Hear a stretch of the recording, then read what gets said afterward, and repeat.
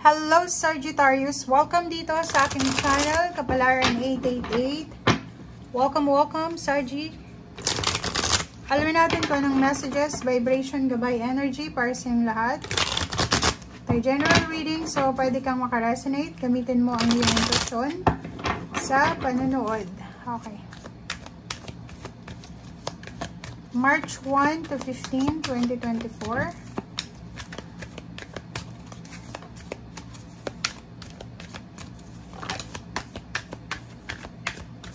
Solutions, number 5. Oh.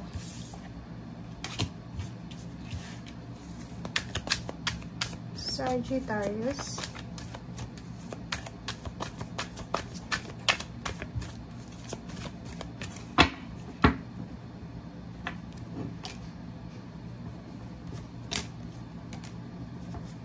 Okay, Sagittarius. Ang baraha mong ito is parang resonated kayo sa Leo, Aries, Sagittarius, pareho yung message nyo eh. Kailangan yung maging in charge sa sitwasyon nyo kasi parang may mga nawawala ng pag-asa dito. Pwedeng may nag-offer sa'yo ng mataas na sweldo, may nag-offer sa'yo ng magandang trabaho, mataas na posisyon sa trabaho. Pero, ang nakikita natin dito is masyado yung iba sa inyo ditong nawawala ng pag-asa dahil parang feeling nyo, hindi nyo alam kung matatanggap pa kayo or kung ano pa man. Comment down below.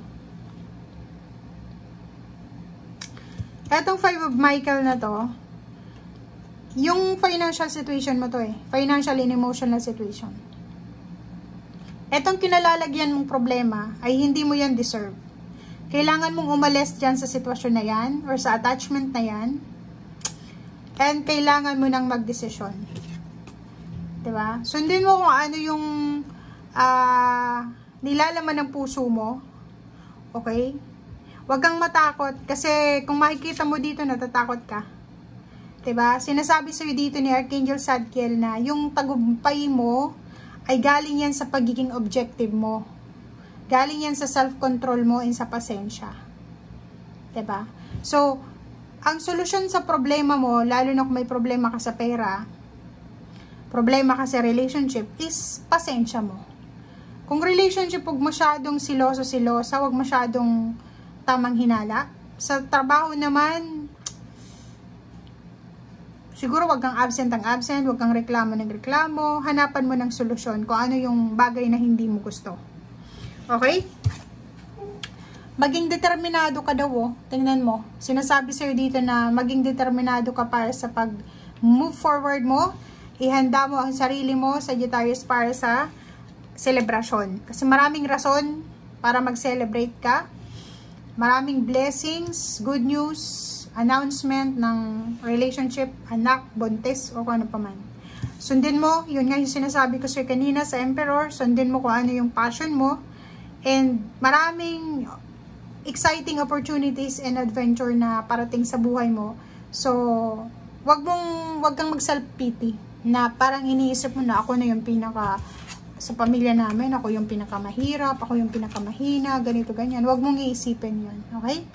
Ang kailangan mo lang sa ngayon is bold and ambitious decision. Okay? Maganda yung energy mo ngayon kasi may willingness ka naman na gawin kung ano yung magagawa mo. May willingness ka din na matuto. So, actions lang yung kailangan mo. Lahat kaya mong i-manifest. Lahat ng kailangan mo is darating na lang yan sa'yo nang hindi mo hinahanap. So, lakas loob, determinasyon. Ituloy mo lang kung ano yung nasimulan mo. Ituloy mo yung kung ano talaga yung integridad mo ba. Okay?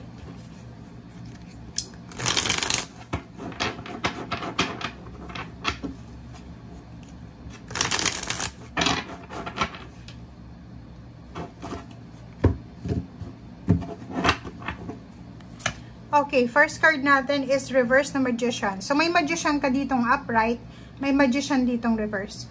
Ang sinasabi ng dalawang yan is, ibig sabihin, contradicting eh.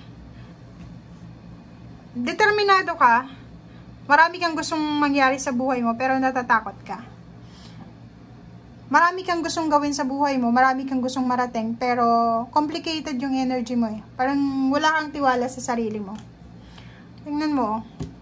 Yung pag-ahon mo sa hirap, yung parang makaahon ka sa hirap, ay feeling mo, imposible yun. Imposible. Kasi nakikita mo sa mga kapitbahay mo, sa mga kababata mo, sa pamilya mo na until now, nagsasuffer pa rin sila.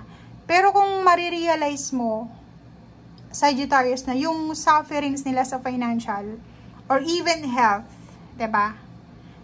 Lahat ng nangyayari dito sa mundo is may connection yan sa Panginoon eh. 'Di ba? Nasa tao ang gawa, nasa Diyos ang awa. Kahit sa health natin, kung inaabuso natin sa bisyo, yung katawan natin, magkakasakit.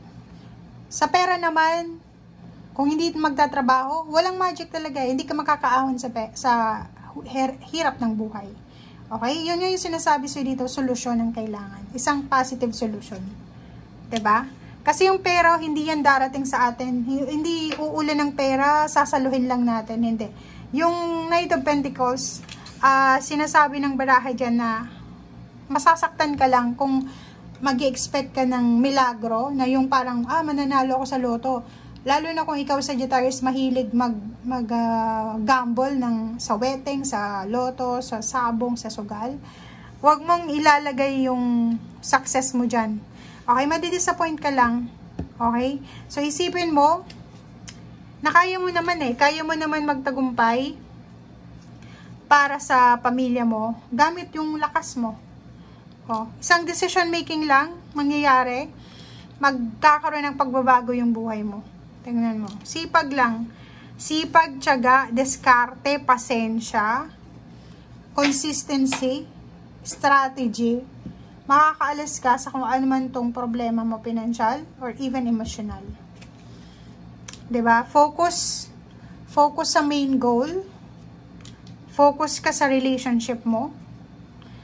Huwag kang masyadong nakikita natin dito, sa relationship mo, pwedeng hindi mag-work yung relationship kung masyado kang silosa or masyado kang demanding. Parang ganun. Mabilis ka talagang mapagod. 'Di ba? So, hindi ka pa nakakapagsimula, pagod ka na. So, sinasabi ng baraha sa'yo dito na alagaan mo yung katawan mo, physical body. Iwasan mo yung bisyo, iwasan mo yung pagpupuyat. Kumain ka ng tama. Meditation. Prayer. Take care of your body. Kasi itong The Empress na to is whole prosperity and abundance to sa buhay natin, na hindi lang pinansyal, dapat spiritual, emotional, financial, prosperous ka. Pero yung nakikita ko sa'yo dito, sobrang pagod na pagod ka na eh. Diba? Pagod na pagod sa trabaho, pagod na pagod sa paghihintay kung kailan makakapasok sa trabaho. So, nakikita natin dito yung disappointments mo. Diba? Parang nakikita mo dito, Sagittarius, na sa relationship nyo, away kayo ng away. Parang hindi natatapos yung pag-aaway nyo. Sa trabaho naman, if may trabaho ka, hindi matapos-tapos yung sip-sipan sa trabaho, ganito, ganyan. Parang yun yung nakakagawalang gana sa buhay mo. Be patient, guys, kasi matatapos din to. Matatapos din tong kompetisyon, pag-aaway, gulo sa buhay mo. Okay? So, comment down below if resonated ka. Thank you and see you again. Bye!